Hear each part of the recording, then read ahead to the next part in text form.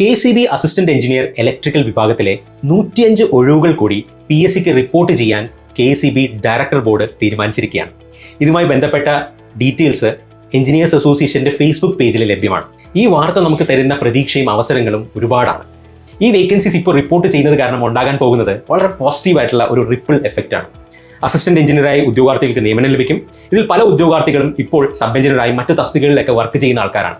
അപ്പോൾ അവർക്ക് assistant engineer ആകാനുള്ള അവസരം, ഒപ്പം സബ് എഞ്ചിനീയർ പോലുള്ള റാങ്ക് ലിസ്റ്റുകൾ ഇതുവരെ നിയമനം ലഭിക്കാത്ത ഉദ്യോഗാർത്ഥികൾക്ക് സബ് എഞ്ചിനീയർ ആവാനുള്ള സുവർണ്ണ അവസരവും കൂടി വരികയാണ്. ഇത് തന്നെയാണ് എല്ലാ റാങ്ക് ലിസ്റ്റിലും പ്രതിഫലിക്കുക.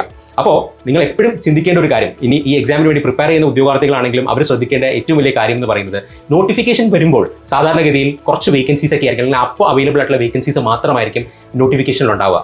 എക്സാമ്പിൾ പറയുകയാണെങ്കിൽ, ഇതേ അസിസ്റ്റന്റ് എഞ്ചിനീയർ 2022 നോട്ടിഫിക്കേഷൻ വരുമ്പോൾ ആകെ 6 വേക്കൻസീസ് മാത്രമാണ് റിപ്പോർട്ട് ചെയ്തിരുന്നത്. അവിടെ നിന്ന് ഇപ്പോൾ ഈ വീഡിയോ ഞാൻ എടുക്കുന്ന സമയത്ത് 260 അഡ്വൈസസ് ആണ് പോയിട്ടുള്ളത്. അതിന് പുറമെയാണ് ഇപ്പോൾ പുതിയതായി 105 വേക്കൻസീസും കൂടി റിപ്പോർട്ട് ചെയ്യാൻ പോകുന്നത്. ഇനി സബ് എടുക്കുകയാണെങ്കിലോ, നോട്ടിഫിക്കേഷൻ വന്ന സമയത്ത് 131 വേക്കൻസീസ് ആയിരുന്നു നോട്ടിഫിക്കേഷൻ ഉണ്ടായിരുന്നത്. എന്നാൽ ഇന്ന് ഞാൻ ഈ വീഡിയോ എടുക്കുന്നത് വരെ 691 അഡ്വൈസസ് ആണ് പോയിട്ടുള്ളത്. നിങ്ങൾ ആലോചിക്കേണ്ടത് ഇത്ര മാത്രം. ഏതൊരു എക്സാം ആണെങ്കിലും ഏതൊരു ഡിപ്പാർട്ട്മെന്റ് ആണെങ്കിലും വേക്കൻസീസ് കൂടിയും കുറഞ്ഞും ഒക്കെ ഇരിക്കാം. പക്ഷേ നിങ്ങൾ ശ്രദ്ധിക്കേണ്ട ഒറ്റ കാര്യമേ ഉള്ളൂ, നിങ്ങളെ കൊണ്ട് പറ്റുന്ന അത്രയും നല്ല രീതിയിൽ പഠിക്കുക, ഒരു റാങ്ക് ലിസ്റ്റിൽ കയറി കൂടാൻ ശ്രമിക്കുക. അത് ഏറ്റവും നല്ല രീതിയിൽ ചെയ്യാൻ സാധിക്കുമെങ്കിൽ, ഏറ്റവും നേരത്തെ പഠിച്ച് ഏറ്റവും നല്ല എഫക്റ്റീവായി പഠിച്ച് എക്സാം എങ്ങനെ വന്നാലും ഏത് ലെവലിലെ ക്വസ്റ്റ്യൻസ് വന്നാലും ഏറ്റവും ടോപ്പിൽ എത്താനായിട്ട് ശ്രമിക്കുകയാണെങ്കിൽ നിങ്ങൾക്ക് എത്രയും പെട്ടെന്ന് ഒരു ജോലിയിലേക്ക് എത്താൻ സാധിക്കും. മാത്രമല്ല, ഇലക്ട്രിക്കൽ എക്സാംസിന്റെ ഒരു പ്രത്യേകത, ഒരുപാട് റാങ്ക് ലിസ്റ്റ് ഒരുമിച്ചാണ് വരുന്നത്. പല ആൾക്കാരും പല റാങ്ക് ലിസ്റ്റിലും കോമൺ ആയിട്ടുണ്ടാകും. എല്ലാവർക്കും എല്ലാ പോസ്റ്റിലേക്കും ജോയിൻ ചെയ്യാൻ പറ്റുമോ? ഇല്ല. അതുകൊണ്ട് തന്നെ നിങ്ങൾ റാങ്ക് ലിസ്റ്റിൽ എങ്ങനെയെങ്കിലും കയറി കൂടാൻ ശ്രമിക്കുക. അതിന് എത്രയും നേരത്തെ തന്നെ പഠിച്ചു തുടങ്ങാം. ഇതുമായി ബന്ധപ്പെട്ട് ഒരുപാട് ചോദ്യങ്ങൾ കുട്ടികളുടെ മനസ്സിൽ വരാം. അപ്പോൾ ഇത്രയും വേക്കൻസീസ് വരുമ്പോൾ തീർച്ചയായും റാങ്ക് ലിസ്റ്റ് എക്സോസ്റ്റ് ആവാനുള്ള സാധ്യതയുണ്ട്. അതുകൊണ്ട് തന്നെ നോട്ടിഫിക്കേഷൻ നേരത്തെ വരുമോ ആ കാര്യങ്ങളെക്കുറിച്ചൊന്നും നമുക്കിപ്പോൾ ആധികാരികമായി പറയാൻ സാധിക്കില്ല.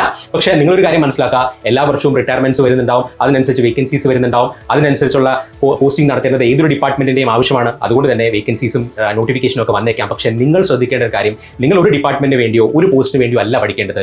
നിങ്ങൾ ഒരു ഇലക്ട്രിക്കൽ എഞ്ചിനീയർ ആണെങ്കിൽ, ഒരു ഡിപ്ലോമ ഹോൾഡർ ആണെങ്കിൽ, ഒരു ITA യോഗ്യതയുള്ള ഒരാളാണെങ്കിൽ, നിങ്ങളുടെ ക്വാളിഫിക്കേഷൻ അനുസരിച്ചുള്ള എക്സാംസിന് വേണ്ടി നിരന്തരമായി പഠിച്ചുകൊണ്ടിരിക്കുക.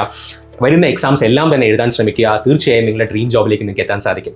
ഈ അവസരത്തിൽ ഈ റാങ്ക് ലിസ്റ്റ് ഉൾപ്പെട്ട എല്ലാ ഉദ്യോഗാർത്ഥികൾക്കും, ഇതിന് പിന്നിൽ പ്രവർത്തിച്ച എല്ലാ ഉദ്യോഗാർത്ഥികളും എല്ലാവിധ ആശംസകളും. ഒപ്പം ഈ ഇലക്ട്രിക്കൽ എക്സാംസിന് വേണ്ടി ക്ലാസുകൾ കൊടുക്കാൻ സാധിച്ച അധ്യാപകർ എന്ന നിലയിൽ സ്കോർ അക്കാഡമിക്കും ഒരുപാട് സന്തോഷം തരുന്ന ഒരു വാർത്തയാണ്. കാരണം ഈ റാങ്ക് ലിസ്റ്റിൽ സബ് എഞ്ചിനീയർ ആയിക്കോട്ടെ, അസിസ്റ്റന്റ് എഞ്ചിനീയർ ആയിക്കോട്ടെ, 60 മുതൽ 70% ഉദ്യോഗാർത്ഥികളും നമ്മുടെ കുട്ടികളാണ്. അപ്പോൾ അവർക്ക് എത്രയും പെട്ടെന്ന് ഒരു ജോലിയിലേക്ക് എത്താൻ സാധിക്കട്ടെ എന്ന് ആശംസിച്ചുകൊണ്ട് നന്ദി.